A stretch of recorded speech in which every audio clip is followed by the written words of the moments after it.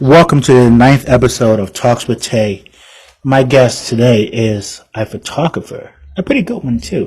He did my last photo on my Instagram page with the orange, yeah, was it orange hoodie, right? Yeah, it's the orange one. Yep, orange hoodie. Yep, yep. And I was going to get him to actually, I'm sorry, let me introduce him. His name is Cosmo. Well, John or Cosmo, but I prefer to call him Cosmo. That's how we introduce each other. How are you, Cosmo? I'm good. How are you? How are you? I'm decent. I'm always decent. Okay, I gotta get up there, get hyped. Yeah, yeah. I don't know how to get hyped now. So I was like, I don't want to be boring and lagging. But, yeah, I was like, okay, I understand what you mean. Yeah, yeah, definitely. I definitely get what you mean. yeah. So I don't know how YouTubers hype themselves up before the video. Okay, back to you, back to you, back to you. How was your day, honestly? It was good. Got a new pair of glasses. These are my old ones. My new ones are upstairs, but got a new pair of glasses today. That's pretty much it. Glasses, homework. My life is to me interesting, but to other folks they might find it very anticlimactic. But yeah, no, it was a pretty good day for me. It's chill. I don't like stressful Sundays. Today is Sunday. I don't like stressful days in general. I So was like, today Sundays are my day to just sit at home and do homework, mm-hmm. and try not to be interrupted by too many outside sources, like watching a movie or watching YouTube or getting somebody to hit me saying, "Hey, let's go do this in the city," or something like that. It's just like chill. It's like a personal day. That's the best way I can explain it. Wow. Well, we can straight to it then. What school do you go to? I go to Morehouse. Yeah, I go to Ooh, Morehouse. what year? I am a fifth year student. Mm. I'm studying computer science and math, so I'm a double major. And yeah, that's that. Yeah. Oh, that's why you're always in your homework. Yes, yes. Yeah. Okay. So Hopefully now that's I not was the like, I problem. was like, I don't know. I'm in my homework, but like, at least I have some days off from my homework. Right, right, right. Yeah. So yeah, computer science is like a really hard major, right? Especially double Yeah, majoring. computer science and math are both very rigorous. Mm-hmm. Um, yeah, like right now, so I finished my computer science portion, so I'm Mm-hmm. focusing on my math portion. But I'm also, since I'm a fifth year student, I'm also applying to like my next step, so grad school. So that's kind of what's keeping me like in the house and occupied. Wow, grad school. I didn't even look at grad school yet. Like You were what, sociology, right? You did psychology. sociology, I'm a psychology. psychology. Yep, psychology. Still, wow. I don't know. It's still hitting me that I'm a senior, and, and I feel behind because I didn't look at any grad schools yet. I'm like, No, you're fine. yeah. Like I said, I'm still working on my personal statement right now. Mm. Still finalizing the list of schools I want to apply to. Still, I haven't really reached out to too many of like the faculty at these institutions. So like I'm Mhm. still early. I feel behind as well. So you're not alone. You're not alone. This is now. I've started to focus my brain on like, hey, my next steps are this. Mhm. And let me go ahead and start making the moves for my next steps. Oh, gays are moving silent, so they don't talk a lot. I was going to ask you like, what's your next? Like, what you got planned next? Like, what's Yeah. next for you? So like I said, I mentioned grad school. So grad Mm-hmm. school is like my goal for the ending of this semester or year rather. The yearly end goal is, hey, have all of my graduate school applications into all of these schools that I want to apply to. Mm-hmm. That's one of my goals. Now, my secondary goal for that is, hey, I don't know if grad school, and I'm hopeful, inshallah, I am Muslim, but inshallah, grad school does work out if Allah wills. But if it doesn't, at least I hopefully will have some industry offers as well. So to, research companies and apply to companies as well as grad school. And then to pass Morehouse. So to get my diploma, always those are like my next steps, my goals going forward. Oh, wait, where are you right now? I'm at home. So I stayed at home all 4 years of my time at Morehouse. So yeah. Oh, so you stay at home? Mhm. Wait, sorry. Wait. Are you in Atlanta or somewhere? Yeah, so I'm outside of Atlanta. I'm Mm-hmm. originally from a little town called Stockbridge, Georgia. Mm-hmm. Now I went to high school in Atlanta because I stayed with some folks or like some family members when I was in high school. However, for the most part, I'm originally from Stockbridge, Georgia, and I go to Morehouse. I was wondering. I never seen you on campus before. Yeah. So it's like homeschooled, like online before COVID. So I was homeschooled for my ninth grade year, and Mm-hmm. then my grandma got sick. So my parents were going back and forth to Mississippi to take care of my grandma. Mm-hmm. And so my years in high school, I spent some time with my aunt and uncle in Atlanta, and so that's where I went to high school. Hmm. Wow. I didn't even know that myself. Yeah, yeah. Wow. Wait, okay. Oh, okay. Wait. How do you meet people then? Photography. That's how. Oh. Yeah. Oh. So now, hopefully, now it's connecting to nuts. Mm-hmm. So I know we've had a brief conversation about this before, but originally, I was a computer science major, computer science freshman. Didn't really have too many friends or too many people on campus to connect with. Mm-hmm. And I was like, okay, cool. I had the folks that I had from high school that I still do talk to now. Well, they didn't go to my high school, but I met them Mm-hmm. when I was in high school. So I do communicate with them on a regular basis. We hang out. At one point, you met one of them. You met my friend Dejor. We all used to play golf at First Tee of Atlanta when I was younger. That's how I Mm-hmm. met my friend Darius. It's Mm-hmm. curious. Golf is really actually useful. Golf is really actually useful for making networks, right? Yeah. Um, and so when I got to Morehouse, I didn't have anything, and so I took an interest into taking photos. Mm-hmm. And I just wanted to. I started once I got a little. I have a little bit of an eye.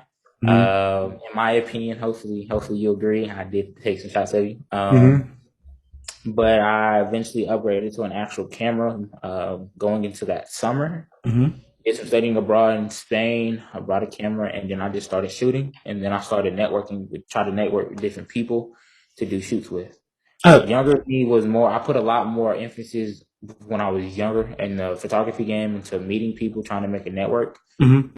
Well, more so now, it's all about the art form. I actually love talking about, hey, how was the shot taken? How did you get this certain feature in this shot? Right. Um, I love making my skills as a photographer better. More so when I was first starting, it was all about, hey, I want to meet new people. I want to start taking better shots of people, right? I want to get to know how people work, how they talk. I want to, start making friends.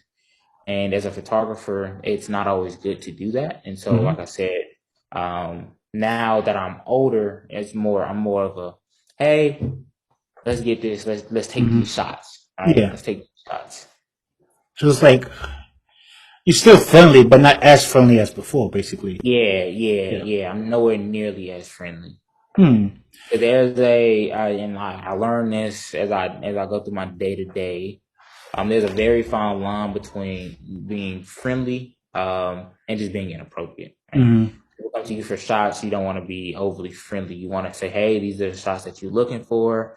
This is how we can take these shots," and that's it. Right? Mm-hmm. Instead of saying, "Hey, let's go grab some food or something." Yeah, no, it's now it's more of a, More if you're a professional. homie, cool, right, right. Mm-hmm. Like you seeing me now is more of like an open vibe between other creatives, and now Mm-hmm. we have multiple people that are also other creators or other models that I can use in any situation to take shots. Mm-hmm. But now I've modified it where now it's strictly, hey, I'm taking these shots of you. These are the outfits. These are the outfits that you've chosen. These are the locations that I feel match these outfits.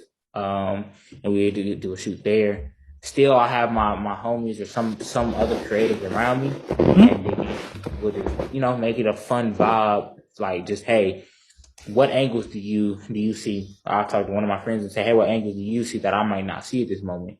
He's like, hey, if you shoot it from this angle, you might be able to catch the sun this way. And so, that's kind of why now I shoot with more people around me that I know, and then, branch off through that.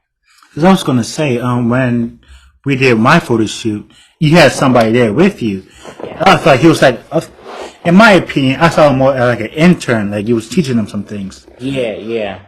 Oh. That's actually one of my, like I said, that's one of my actually close friends. Mm-hmm. I haven't talked to him that much. He's working two jobs now. He's working two jobs then. He had a little bit of spare time on the weekends. Now Mm-hmm. he's just working two jobs. But he was one of my closest friends, somebody that's been down with me from day one since I started taking photos. And Mm-hmm. so I've just always kept that bond where it's like, yo, you've been with me since high school. When I first started photography, you were supportive, and now you see my growth as a photographer. And so I just was Mm-hmm. like, hey, let's try to shoot every weekend. And that slowly, like I said, every weekend is a lot as a creative. But then if you don't have the time to edit to put the content out, then it's like you're just dead. Like you're just sitting in water. Like I had so much content so much stuff I need to get to people, but I can't get it to people because I have other obligations. You feel me? Yeah. So that's kind of how it goes. Hey, so you just skipped over. What's your brand? What's it called? So now it's just about exploring. Mm-hmm. Like I said, it's a strictly just exploration, networking, Mm-hmm. but mainly just like I just said, exploring. I like one of my main models in my style for shooting is if I want to go somewhere, I go somewhere and I just walk around in that area. See, okay, cool.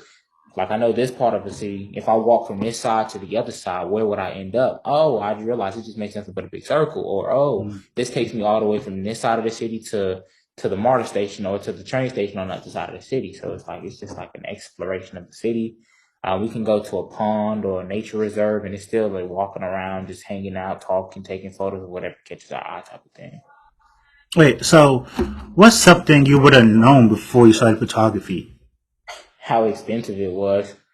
Having yeah, I'm jokingly saying that. It is an expensive hobby, expensive craft. If I'm not mistaken, if I don't say so myself. But something that I would have told myself up front is don't limit yourself to one style of content. Mm-hmm. Um, Also work on having your own necessarily platform website. Using social media is cool. However, there are drawbacks to it. So for example, IG, they're not necessarily a photo sharing app anymore. So it's hard to read, like it's hard to get, I guess you could say clientele for the lack of better words. It's, something else that I would have told myself was, work on my brand, like branding. Branding is very important. How people see you is actually overly important. Like I said, I made a lot of blunders trying to be social. Mm-hmm. And you oftentimes do hear the saying, don't make the business and pleasure. And that's what I was essentially doing in a way. So yeah, it's always, if I can go back, I'll tell myself, hey, let's not do that. If I want to take a shot, limit it by time, limit it by location, and then just try to build your way hour by hour instead of just saying, hey, let's just, shoot. Feel me? Mm-hmm. So yeah, that's kind of how I would go about it now. So it was being friendly a failure you had to overcome, or I so wouldn't some. say a failure because like I said, I wanted to learn how to communicate. Like you Mm-hmm. see, I'm pretty an actively social person. Mm-hmm. I had to learn how to do that. Before, I didn't know how to carry a conversation. Like I didn't know when I'm talking to somebody. Eye contact is very important. Having a smile, livening up the mood is also very important. But I learned different social tricks, social skills. Like, hey, Mm-hmm. when you're talking to somebody, don't look around because then they're gonna look at you like you're nervous, right? You got to look them in one eye. Um, I just focus on that. That's one thing. Learn how to carry a conversation. Learn, hey, if I have a little soft music playing in the background, the vibe for the shoot will be a lot better. The person will be a lot less self-conscious, right? Mm-hmm. Um, you learn nuances about people too. You'll learn that some people don't favor one side of their body because they don't think it's photogenic enough. Goes for Mm-hmm. both genders, both men and women. Um, yeah, it's just the different social skills that I learned. I believe that I could have toned it down a lot more. Mm-hmm. But yeah, for the most part, yeah, I don't consider it a failure. I think it was like a learning point for me. I think I had to go through or I had to learn that being social for something that you enjoy doesn't necessarily always work. Like if you're hanging out with friends and you're shooting when you're with your friends, that's one thing, yes. But if you don't know people, then it's one thing to just, you just want to chill. You just want it to be strictly business type of thing. Yeah, I was If gonna. you're here, shotgun and go for it. I was gonna ask, what's your type of photography? It's like way more Oh, like you say more. Okay, like some photographers shoot naked women next to fire right, hydrants right, right, and like next to, also next to a kitchen. right. But you say you're more of If a. I'm not mistaken, Film God on Instagram is one photographer that does nude film photos. Actually, Mm-hmm. there's a 360 photographer. I can't think of it. It's a lot of photographers that actually do that. But there's actually a science behind why they do. And I had to Mm-hmm. learn. Now some of their content is unique. Right? I like a lot of their content. Um, but for me, I was raised Muslim, and at one point I was taking my page in that way where layers were starting to come off women, right? Mm-hmm. And I, whatever subject I'll have, there are some. I think there's one male photo on my page where he's, has no t-shirt on. You can see his abs. Just it's like trying to coming to more of a sexual slash erotic style of art. Mm-hmm. But I had to tone it down. Um, Yeah, I started toning it down. One, I'm more so of a fan of modesty, and I had to learn that. Mm-hmm. I had to learn that. Plus, my mom does also watch my content, and she'll make comments here and there. But overall, it was my decision to make my content more PG-13, instead of taking it to the other side of art. But then sometimes, like I said, some photographers know, hey, if I take these type of photos, I can get a lot of attention on my page. These are the type of photos that I take. Mm-hmm. And then, when you're like, once you fall in love with the craft of doing something instead of the ulterior motives behind it, then it switches. It's like, okay, cool. Let me not do that because I actually like this art form and I want to be able to continue to do it. So, Mm. yeah. So wait, okay. So there's a question. Yeah. What makes your photography stand out from others?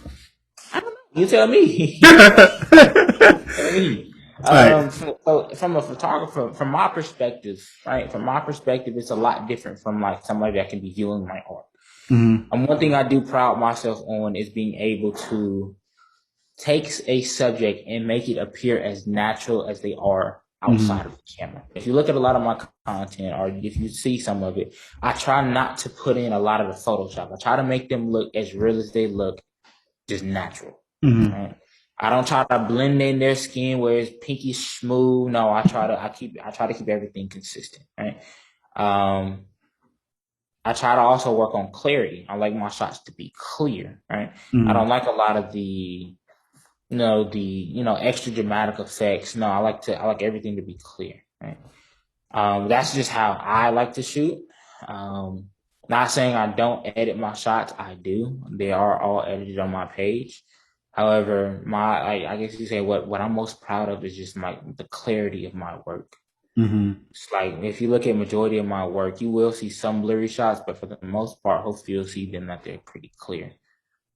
Wait. So okay. Well, how would you like? What if someone who wants to be a photographer? What's the advice you would give them? Who? My little cousin wants to be one. I'm actually currently working on trying to train him now. Advice that I would give younger photographers, and in what aspect? Because, like I said, buying your gear, that's one aspect. How you Mhm. shoot is another aspect. What you Okay. want to do, what's your long term goal? Like it's a lot of different pieces of advice that I can get that I know now that I just didn't Mhm. know like in the past. Okay. Let's say they want to be as a career. Okay. Yeah. So let's say they don't have a camera yet.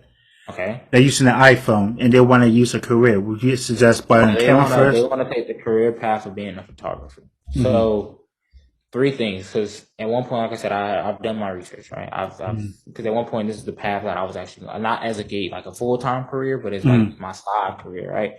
If you want to do photography as a career, you want to not think that the best equipment is always the best equipment for you, right? Mm-hmm. Two, you need to know what's your long term goal. Right? If you plan on doing this for 5, 10, 15 years, cool. But after 15 years, you plan on stopping, just get something, an amateur camera, and just learn how to push it to its limits. But if you plan on doing this for extreme long time, like if you plan on doing this for 20 years, 30 years, go ahead and invest in what your real solid platform is going to be. And once you get your camera is going to be the least expensive thing. Your most expensive thing is going to be your lenses, right? Mm-hmm. My camera might cost me 3.2K, right? But my lenses are going to cost me 1.2K, and that's just for one lens. And if it's a prime lens, that means I can only have it at one setting, and I can just change the focus on it, right? But I mean that prime lens might have a wider aperture, right? So which is just settings within the camera, right? Or settings within the camera and the lens. So if you want to do this as a career, find out what you mainly want to shoot. Do you want to do videos more so? Do you want to do photos? If that, what type of camera do you want to look at instead of, do you want to get a hybrid camera because you kind of want to do a mix of both? Do you want to do cinematography similar to Peter McKinnon or YC Imaging? If you want to do stuff like that, then you want to look at something, in my opinion, more mirrorless. And you want to look at something that has a stabilizer because you want your footage to be stable. And then just taking the time to actually go out there and experiment, right? And build a team. Like find people that you can actually build a team with, because when you're out there shooting, you have to take into account how many photos or how much video you can edit before you just burn out, right? If you have a team, you can say, hey, I'm gonna take these photos, I'm gonna send it to this person right here. They're gonna edit it, and then they're gonna send it back to me, and then I'm gonna take some more content, and then I'm gonna send it to them. And that way, you're not doing everything, because in real production, real photographers don't do everything. They have a team of editors that do it. Mm-hmm. And so those are just the different nuances. It's like it's people's full-time job to sit behind the screen and edit a photo to perfection. Mm. And so, yeah. Like in Hopefully that. yeah, like in movies and stuff and videos, TV Yeah, shows. There's an editor. movies, even photos, Yeah. Like if you look at a lot of studios, sometimes the person that takes your photo may or may not touch it. Oh, like movie posters. Like yeah, that's how I think of it. Yeah. Yeah. Damn. Wow.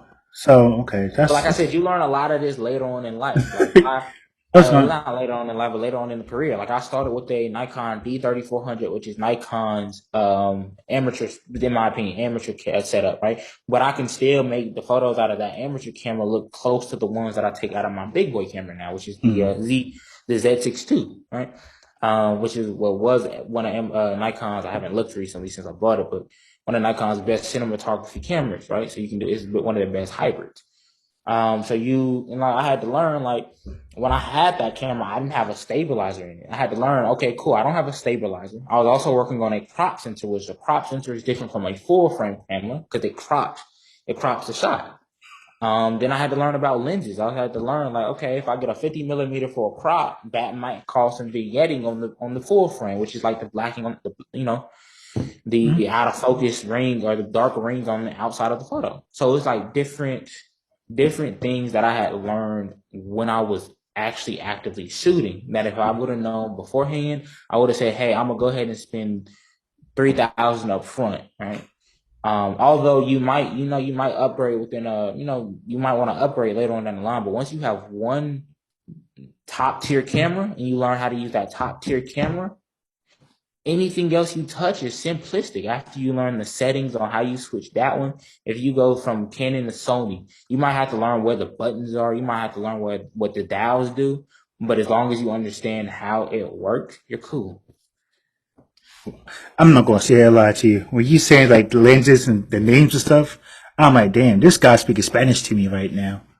Yeah. Because there was so Yeah, my bad. I get very yes. very technical. That's on me. I get very technical. Basically, once you learn the settings, it doesn't matter if you have an amateur camera or a real camera. Once you understand how it works, right? Once you understand the nuances between a higher, not a higher frame rate, but a bigger sensor size than a lower sensor size, right? Like difference between 23.4 versus 25.9, you might not think is going to be that big of a difference, but when you blow it up, it might be.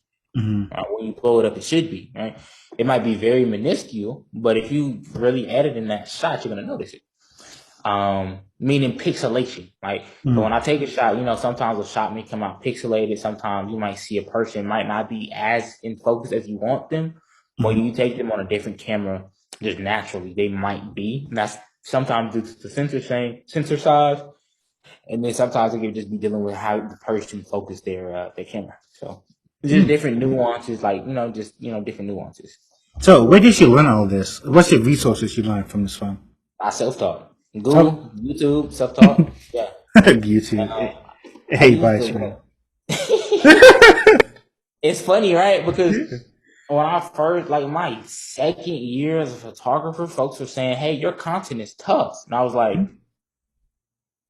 "It is. I just been doing this for 2 years." They'd be like, "No, like it looks like you've been doing this for like a long time," and that's because Since I got my camera, every chance I got outside of school, I was always practicing with it. Um, Sometimes I remember one time I put my softboard with my lighting in the bathroom in the sink, and actually my boy used it as an album cover. I would literally dead sat there and just practiced for at least 30 minutes to an hour trying to get that water as clear as I could coming out the faucet. Right. And what practical use does that have in the field? It has the use of if I want to shoot a water fountain, I know what settings, right, that I can potentially have my camera on. Although I'm gonna have to match my lighting, my lighting settings to the outdoor settings, but I know what settings to set my camera on to best capture that shot. But watching YouTube videos, Peter McKinnon, I mentioned him, YC Imaging, D for Darius, Mango Street, Aperture. I just watched them religiously for like my first 2 years. Anything I saw them do, I wanted to see if I can go out in the street and recreate it with my amateur camera. Now it's like I just upgraded at the top of this year to my new camera. First thing I did for the first 3 months was just practice with it. Right? To the point where it's like, okay, cool. I'm not that familiar with setting my focus on it, so let me practice on focusing. I'm not that comfortable. I'm taking a lot of blurry shots. So next time I shoot, let me work on this. Right? And if you look at my feed, you can start seeing I was critiquing my shots. Like, okay, hey, I don't think I did. I'm learning how to focus my shots, but I'm not managing my shutter speed properly. So I'll start critiquing myself. Yeah, Yes, yeah. that's my last shot. Yeah, it's supposed to be. I forgot I'm on YouTube now, so I can show people these Yeah. things. Yeah. So, and like a lot of my comments were strictly just how I like what I thought I had to work on at that time. But it's all been an experiment for me. It's like, okay, cool. How do I how do I take this? How do I take the best long exposure shot? Right? How do I take good water photo shots? How do I take good rainy day photo shoots? Like how do I do these things? And that's literally what drove me, and that's how I got better. Sorry, my phone going off. Go ahead. Do you do commissions? Yes, I do. I don't do them as often as I was doing them in the past. The reason for that is just because of time, school. And then again, it's one thing where it takes the fun out of it for me to an extent. Yes, I love taking photos, right? But when you're having let's say a hard math test coming up and you have 10 photos to give to a client and it takes you an hour to edit each photo and the test is in 3 days, that means 2 of your days may be gone because you're gonna have to edit, re-edit, and then touch up the small little things that you may have missed by having some folks review it. They're gonna tell you some tips, or not tips, but some things to change. So it changes the dynamic. It's more strategic. It's like an algorithm. It's like, okay, how much time is this craft gonna take from me for my academics? Not saying I don't like clients, not saying that at all. It's just, balancing time is important, especially since my next step is going to grad school. Yeah. You know, not to say I don't like clients. Not saying that at all. Not saying that at all. Let me throw that out. Just saying, a lot of people don't understand that it's actually time consuming to actually edit photos. And after you take the shoot, a lot of people will reach out and be like, "Hey, where are my shots?" And I'm like, "Hey, we just did the shoot 2 days ago. Like, I still got to have time to edit however many shots I did." Wow. Yeah. So how much? Wait, damn. So okay. So you said you do charge, but not that much anymore. Yeah. I was always affordable. To me, I was a lot more. Even a lot of my friends and people that saw my work were saying I was very, very cheap. Yeah. I'm very, very underrated. As far as cost, and that was because I wanted to build my clientele up, and I didn't change my prices as my skill level went up. Like I said, by my second year, I wasn't charging, and I was still like my skill level was solidified where folks didn't think I had just started taking photos, and I was still pushing the Nikon D34. And then as I kept shooting with it, I just kept improving on everything that I did, getting colors right. My editing got sharper. I got a more keener eye when my reviewers start. They were like, "Hey, you can, you don't really technically need us like that because your shots are like already decent." Um, and then they're like, "Your rate should also go up." And I just mellow toned and not trying to on the fence always between wanting to deal with clients and at the same time, um, focusing on school. Yeah. I was like, I'm gonna do cheap and affordable. Um, yeah, and that's kind of what I stuck to. All right. Dang. All right. I would love. Okay. Almost time to wrap it up. But I would like to talk to you some more. Then I got your number. I always text you I more know. I questions. mean, hey, Yeah. we can continue. We can go. We can go for a few more minutes. I got some more time. All I right. can go into. Yeah, we can keep going. All right. It's up to you. Well, let's cut this off here. Okay. I'll listen to it. So let's say, where can everybody find you? They can find me on IG. My Instagram is John the Cosmo. Mm-hmm. JohnDaCosmo. Check out my work. I'm starting a new page actually, where I'm actually incorporating some videos. Editors EB1TORS T0RS. It's where I start promoting it a little bit more on my actual photography account, but they can find me there. And you can find you can, if you hear listen to this, you're on Spotify, Apple Podcasts, yeah, Google Podcasts, blah, blah, and other stuff, especially on YouTube. Damn, I'm happy with the YouTube part. I'm gonna flex that as long as I can. But yeah, Hey that's man, just, I promise you, finding getting on YouTube it's a different yeah, breed out there. You really gotta have time. yeah. Because okay, let's cut this off here. Bye, have a good time. Peace. I don't know. I think I know how to do that. So if you're still here past the 30-minute mark, thank you. This is the first time. But now we're going to hear some. I'm going to call this curiosity. Okay. So especially on YouTube, I want to talk about how they. So you edit videos, right? I do. Now I don't necessarily post them on YouTube. A lot of it's just experimentation, just learning the tools of like Premiere Pro or DaVinci Resolve. Mm-hmm. Just learning. Yeah, that's pretty much it.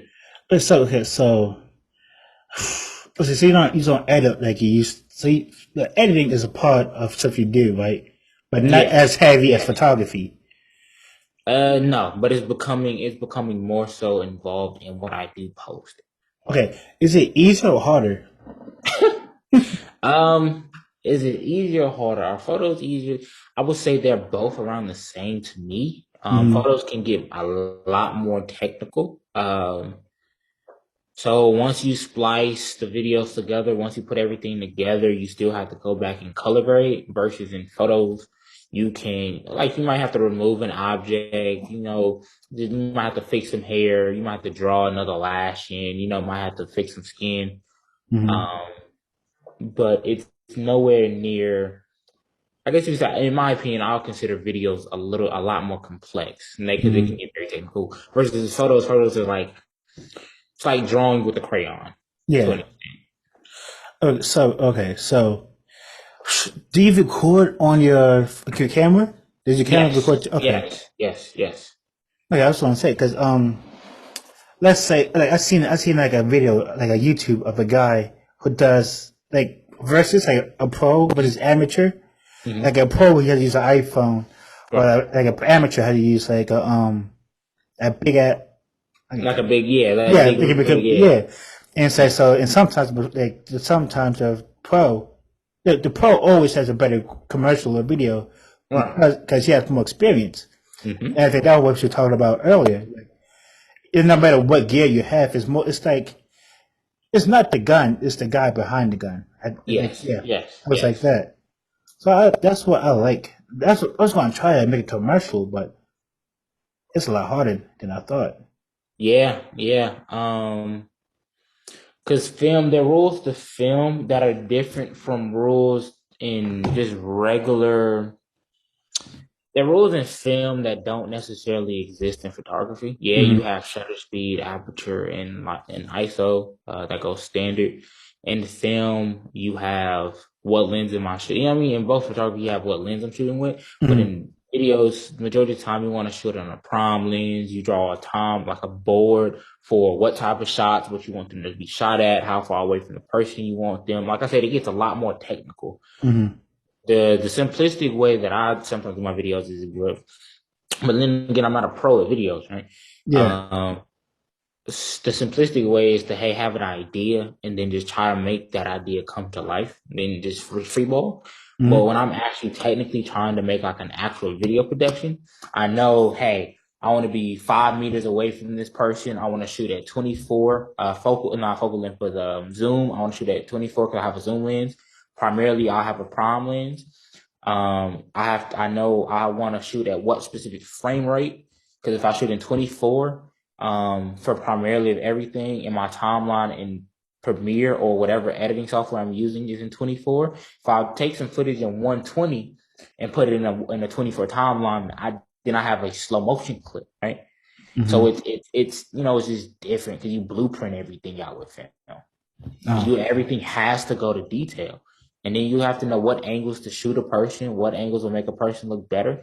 What type of shot am I even going for to begin with? Am I going for an action scene? Am I going for a slow scene? Am I going for where two people are talking? Am I going for where no people are talking? You have the different, how the people are, the perspective. Do you want it where it's just a headshot where people just see like my up into my neck? Or do you want it where they can see up to the top of my shoulder? Do you want to see them torso? Right? All of Mm-hmm. that comes into account in film. Yeah, Yeah. all of that comes into account.